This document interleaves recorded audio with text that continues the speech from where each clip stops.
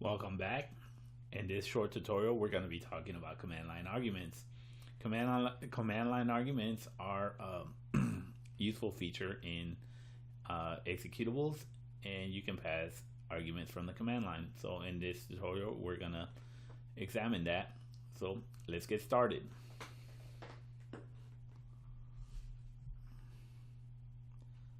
So as you can see, you may notice that main can sometimes take two arguments in argc and in char argv.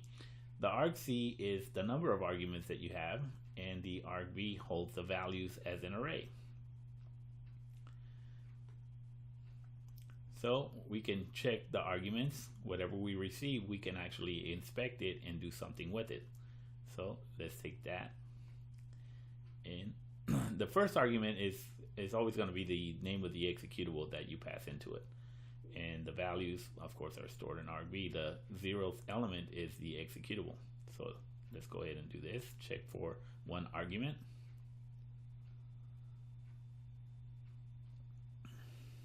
So if we only receive one, either the file just got clicked or it got executed with no arguments. So let's go ahead and do a printf to display that we received one argument, and we can also display what that argument is.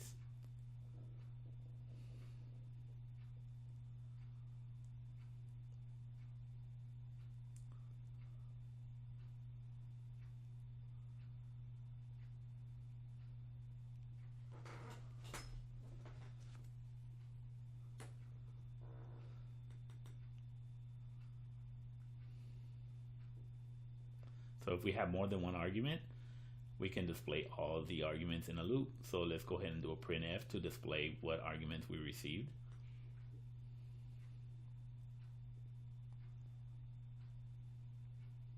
And we want to display the argument element number or index number, and then also the value.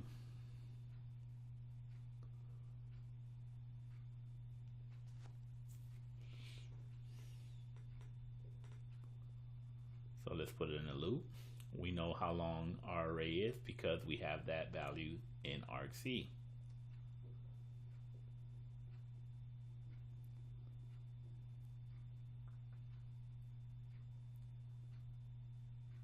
And let's go ahead and copy our printf inside the loop statement so we can iterate through the arguments.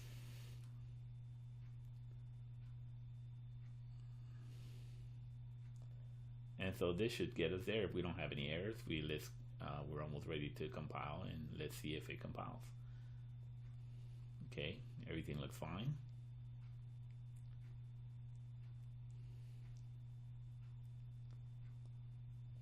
Let's go ahead and compile our program using the command line gcc.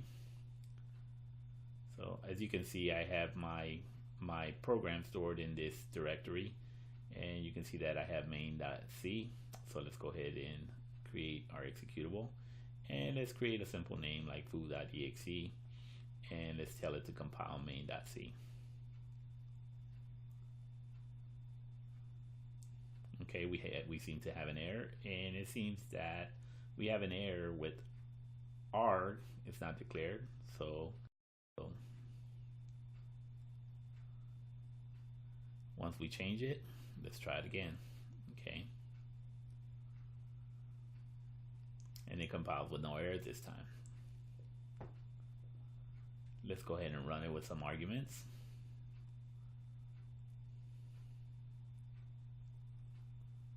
And let's separate them with a space. So each one of these is a separate argument, and it should display our arguments.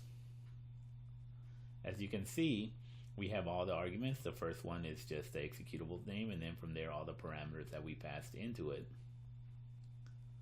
So we have PA, foo, bar, file, and so on in the order that they were passed in. So what if we wanted to pass a parameter that had a space in? It's very easy. We just use the double quotes and enclose that argument in double quotes, and it'll take it as one argument. And you can see that PA1 foo is one argument now.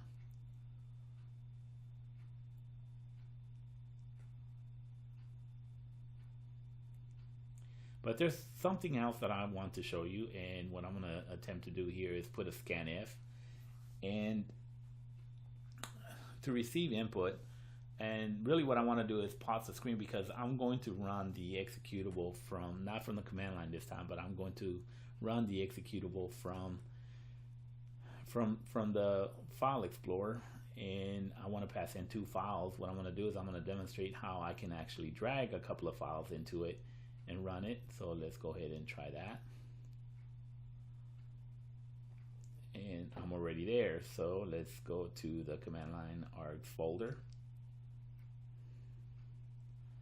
Let's create a couple of documents. Let's create a couple of documents that we can pass into it.